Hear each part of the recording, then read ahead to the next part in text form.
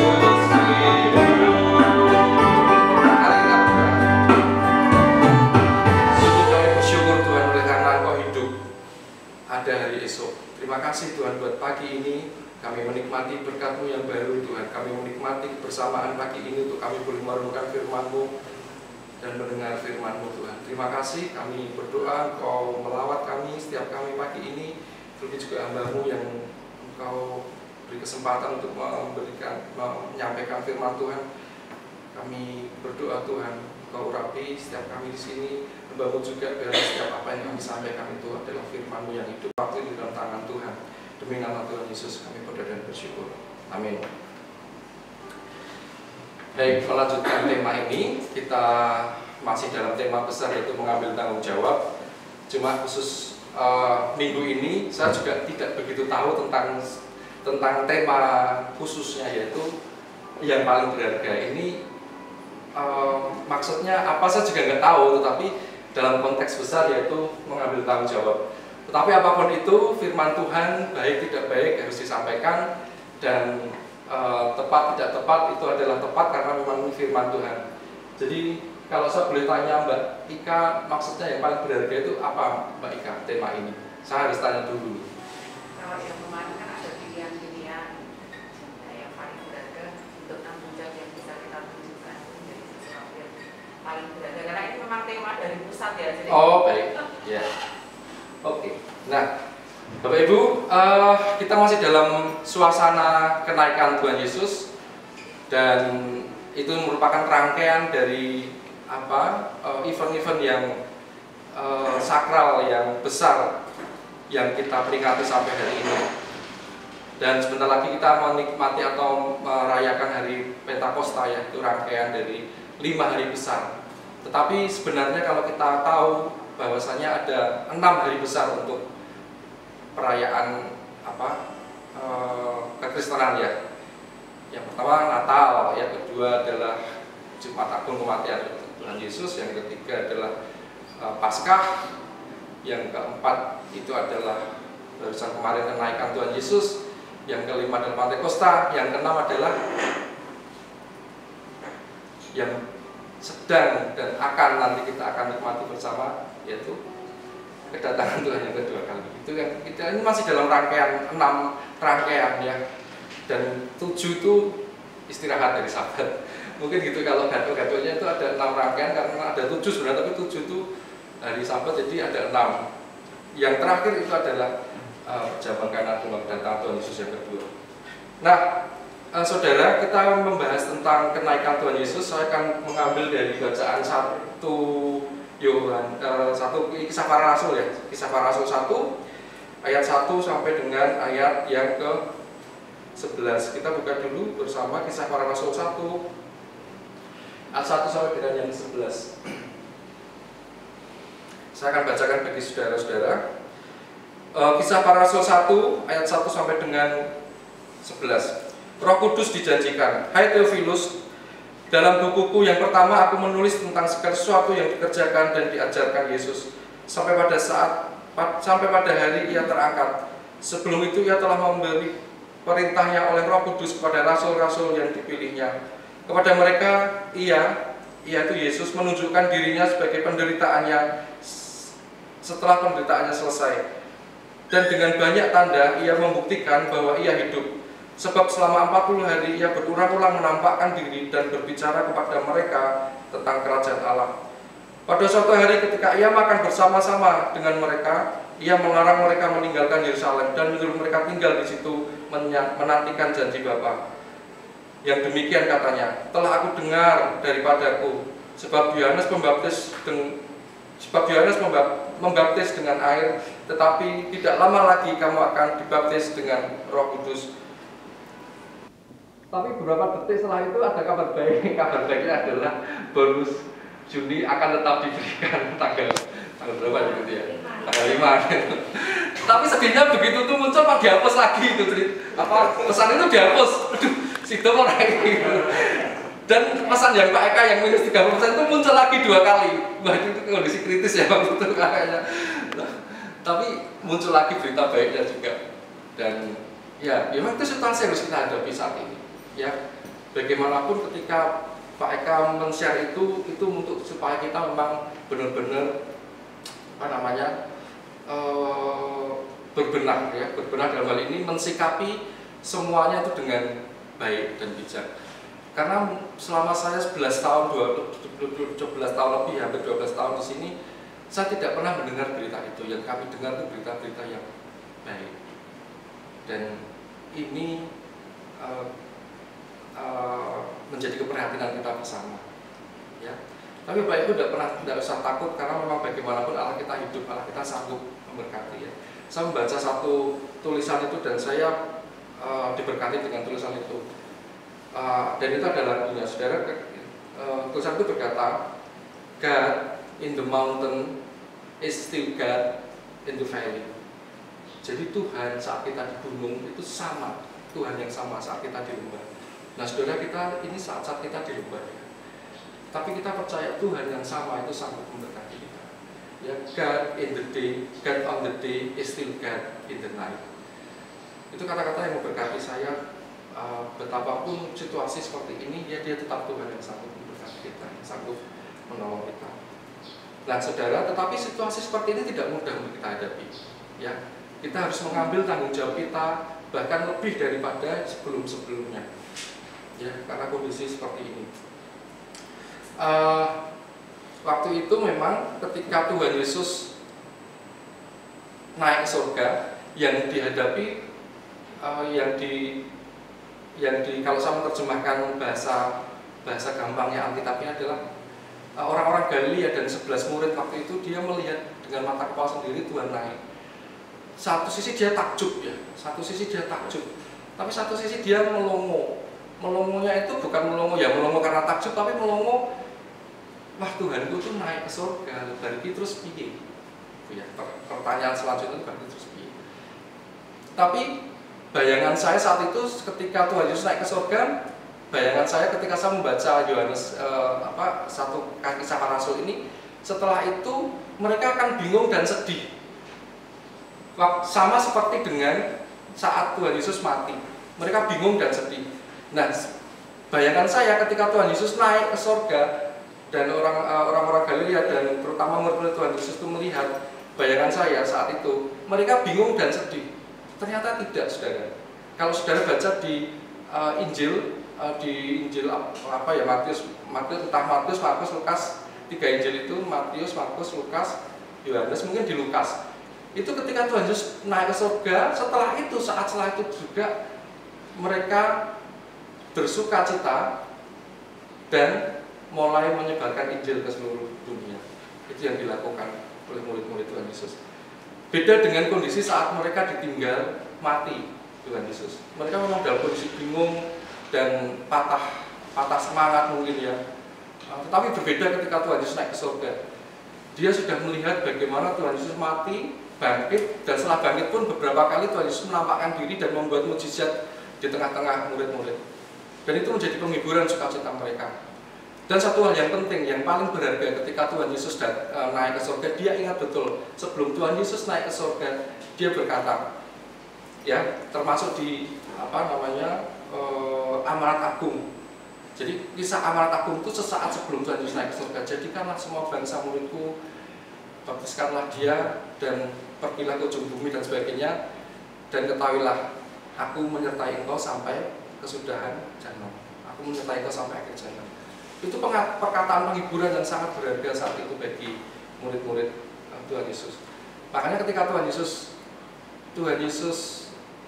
naik ke surga, dia tidak bersedih seperti saat Tuhan Yesus mati. Sama-sama ditinggal secara fisik, dia tidak melihat figur Tuhan Yesus. Secara fisik dia ditinggal Tuhan Yesus. Tapi kondisi mereka berbeda. Mereka mendapat penghiburan karena Tuhan Yesus berkata, jangan takut, aku akan menyertai engkau sampai kesudahan zaman. Dan mereka melakukan tanggung jawabnya seperti perintah Tuhan Yesus, tepat seperti perintah Tuhan Yesus, pergi ke ujung dunia sampai saat ini. Ya. Kita melihat hasil penginjilan dari murid Tuhan Yesus sampai hari ini. Dan itu mereka tanggung jawab itulah yang mereka ambil ketika Tuhan Yesus datang, ketika Tuhan Yesus naik ke surga.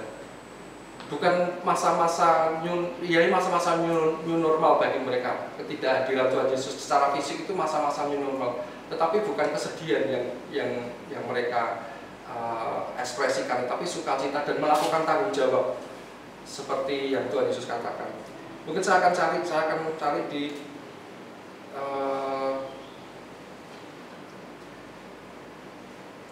Lukas dulu juga, Lukas ayat 24.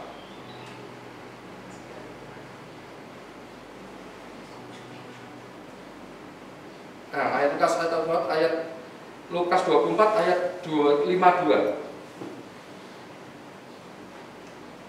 Atau saya bacakan dari ayat 50 sampai dengan ayat ke-53. Ini juga tentang kenaikan Tuhan Yesus. Jadi yang paling menulis banyak tentang Tuhan Yesus itu yang dikisahkan detail itu ya di kisah para rasul tadi ya. Nah, Saya bacakan Lukas 24 ayat 50 sampai dengan 53. Lalu Yesus membawa mereka keluar kota sampai ke Betani, sampai dekat Betania. Di situ ia mengangkat tangannya dan memberkati mereka. Dan ketika ia sedang memberkati mereka, ia berpisah dari mereka dan terangkat ke surga. Mereka sujud kepadanya, lalu mereka pulang ke Yerusalem dengan sangat sukacita. Jadi bukan sedih lagi. Beda dengan saat Tuhan Yesus mati, meninggalkan mereka. Sama-sama meninggalkan, tetapi ini sangat bersukacita. Mereka sentiasa berada di dalam bait Allah dan memuliakan Allah. Coba saya akan bacakan bagi saudara di Yohanes terakhir.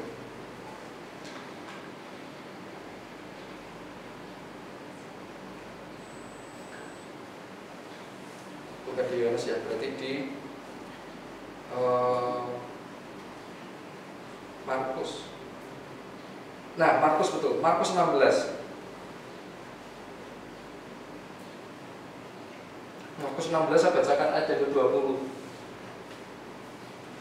Ini juga tentang kisah kenaikan Tuhan Yesus. Markus 16 ayat 20. Mereka pun pergilah. Jadi setelah Tuhan, saya bacakan aja dari ayat 19. Sesudah Tuhan Yesus berbicara demikian pada mereka, terangkatlah ia ke surga lalu duduk di sebelah kanan Allah. Ayat 20. Mereka pun pergilah memberitakan Injil ke segala penjuru, dan Tuhan turut bekerja dan meneguhkan firman itu dengan tanda-tanda yang menyertainya. Ini sesaat ketika Tuhan atau Yesus itu memerintahkan amanat agung. Jadi kondisi mereka sukacita dan langsung melakukan tanggung jawab mereka. Meskipun Tuhan Yesus saat itu tidak bersama-sama dengan mereka. Nah saudara, saat-saat ini pun saat-saat yang berat buat kita ya. Seolah-olah Tuhan sudah tidak bersama lagi dengan keberadaan kita hari ini yang minus 30%. Seolah-olah. Tetapi jangan hilang pengharapan. Tetaplah bersukacita, tetaplah berpengharapan karena Allah tetap bersama-sama dengan kita. Ya, perkataan yang sangat menghibur itu ada lagunya. Nanti saudara di YouTube, nanti saudara cari judulnya God in the Mountain. Itu perkataan yang simpel tapi itu memberkati sekali. Tuhan saat kita di gunung itu Tuhan yang sama saat kita di luar. Tuhan saat siang hari itu masih Tuhan saat kita di kegelapan malam. Ya, jangan takut, tetap lakukan tanggung jawab kita dan biarlah Tuhan menyertai kita sampai kesudahan zaman. Saat ini saat-saatnya kita untuk bekerja lebih lagi, mengambil tanggung jawab lebih lagi, pengharapan lebih lagi, setia lebih lagi, ya. Dan percayalah Tuhan tetap menyertai kita sampai kesudahan zaman. Amin. Tuhan berkati.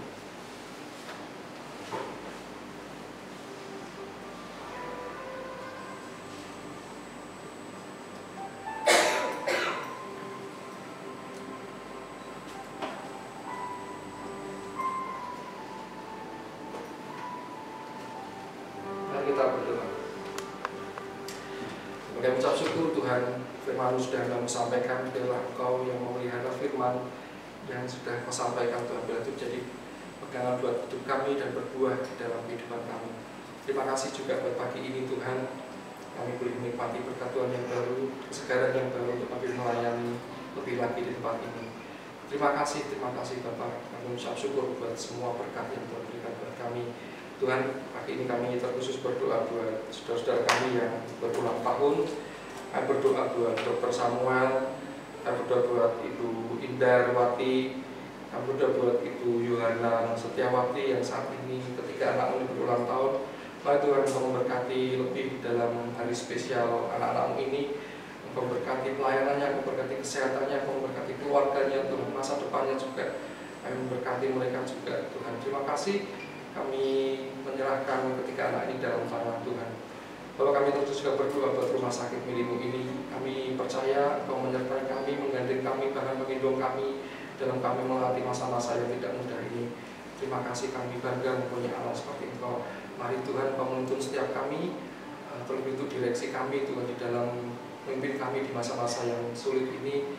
Biarlah hikmat marifat yang daripada Tuhan itu memimpin, menyertai direksi kami. Kami juga berdoa untuk semua anak-anak Tuhan yang lain di sini, memberi kemampuan, memberi kekuatan Tuhan untuk kami melakukan setiap tanggung jawab yang Kau berikan. Terima kasih Bapak, kami menyerahkan pelayanan kami pada hari ini.